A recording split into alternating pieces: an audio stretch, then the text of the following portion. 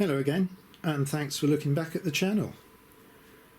Now this week's video is going to be slightly different from the last couple of months worth of videos because I have indeed decided to tidy up the layout. Now when I made last week's video I did show quickly I've got lots of items out on the main layout and the test layout and the workbench, so I decided to have a really good session putting things away back in their boxes and tidying up the layout to get a good look back at the track work and see about doing a little bit more development. So let's have a quick look round the main layout. Now as you saw at the start, maybe I've got the old favourite there, the excellent class 31, that's R.357 brush type 2. Now that's a nice early Triang model. This is actually my 5-pole conversion, so I'll leave a link to I think maybe I did 1 or 2 videos on converting the motor bogie to 5-pole. I get super good slow running with this, and I love pulling the fuel train with it, so we will have that round the layout after I've had a walk round and shown you what maybe I've got planned development wise. So firstly, yes, some coaches over there. There's the old Triang coaches that I ran behind the L1 on the up and over section, and then some LMS coaches that I got running better. I did a modification on the silver seal wheels on those, they'd shrunk. Now that's pretty much that side of the layout. Breakdown cranes parked there, but there's nothing in the station. In the station sidings there's just the little diesel shunter with a small milk train. And then if I go into the loco service and storage area, I think the Iron Duke is parked there and just a few Wren wagons. Just poking out of the engine sheds there is a couple of A4s, the Silver King we have seen, but there is a St Nigel Gresley in there. I'm yet to show that in a video, so hopefully that'll come up soon. But the layout is nearly empty, and that gives me a good opportunity to see where to develop next. So let's just start off at the up and over section. Now I was hoping to use the Super 4 sidewalls, but because I've got a third radius curve in this section, they never ever made sidewalls for that particular piece of track, so I've decided to convert the modern Hornby sidewalls. I think they look pretty good. They're a nice black. I wanted to see whether I could convert them for Super 4. Here they are. There's the number. It's R660. I think they're still current. So I got hold of a pack for experimenting with, and subsequently I've got some second-hand ones. So I think I've got enough now to do at least one side, hopefully this side of the up and over section. And when I do get around to doing this we'll talk about it more, but these are standard clips and they do rely on the piers. Now as I'm using Super 4 piers, there's no fixings for the sidewalls, so I've had help from another YouTuber and I'll go into more detail about this when I start fitting it. And here's some 3D printed items which I've printed on my printer. I can't decide whether to go black or grey at the moment, but I'm going to be able to easily just fit these to the Super 4 and then get the modern sidewalls in place. So I think they're going to look really good. So that's a project that's going to start on that side of the layout. Now we'll just take a walk down the double track loop.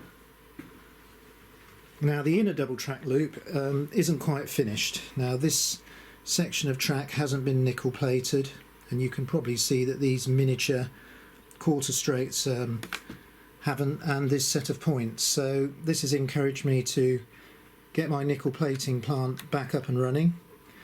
This side you can see nickel plated track here, refurbished Super 4, but there are 1 or 2 sections along this part of the layout that are yet to be done, so I need to get those done, and then I'm going to finish electrifying these points. I want to get the branch line electrified, so I need to do that one that comes off the inner double track loop.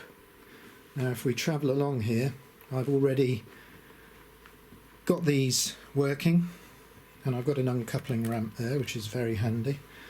over the two main lines here, and then I need to get this set of points electrified, but these have been replated. This selects the up and over or the reversible part of the branch line, which goes round to that little halt over there with the breakdown crane. So there's quite a few sets of points that need electrifying, and once we get past this set of points, I've got lots of track that's a little bit corroded, hasn't been nickel plated, so I need to get around to that. I mean, this piece here you can see is very corroded. Now, I'm not going to put nickel plated track on the incline because it is a little bit slippier than the Super 4, so I've selected some of my best pieces of Super 4 that aren't nickel plated, and they're going to be the ones that stay there. Now, the final area of improvement, I did start to build these sidings over here, now where the little milk train is. All those points need refurbishing, and largely the track as well. So I've got quite a bit to get on with, and I'm looking forward to it. So we should now see in the next few weeks a bit of development of the layout, and the most exciting area probably is just if I can go round to this second girder bridge, where fairly recently you might see I incorporated a set of points there. So I'm going to carry on with more elevated track and bring that into the centre of the layout, because the centre of the layout has now been neglected since virtually the start of construction. I've got quite a nice area in the middle of the layout, and I want to bring some operating features into this area. So initially I thought of the operating all wagon set, and I have very kindly been gifted from somebody a ore set. I've got the wagon, but I hadn't got the actual bridge, so I think I'm going to get that in. And then I thought I might extend into a hump shunting area, which could be good fun, but I might need to get a second incline because I don't know whether I want to bring all the wagons to a hump shunting yard through this up and over. So I'm going to draw out a few more rough plans. And also I've got a section to finish here where these LMS coaches are. I've got two sidings, so I have got another turntable, the later R.357. So I don't know whether I might incorporate a turntable here for reversing locomotives on the branch line area, and then maybe just increase the size of this siding for longer rakes of coaches. So I've got a few things to decide, but definitely now the time has come, after a lot of enjoyable running, to get back down onto developing the track. Now, we can't end this video without a bit of running, so I'm just going to move to the controller and check that points B, I've just set them for mainline, right, open those and set them to straight, and then hopefully I can get this Class 31 on the move. Now I'm going to try and do some nice slow running with this, and once I can set it at a decent speed, we'll just watch it go around the layout for a few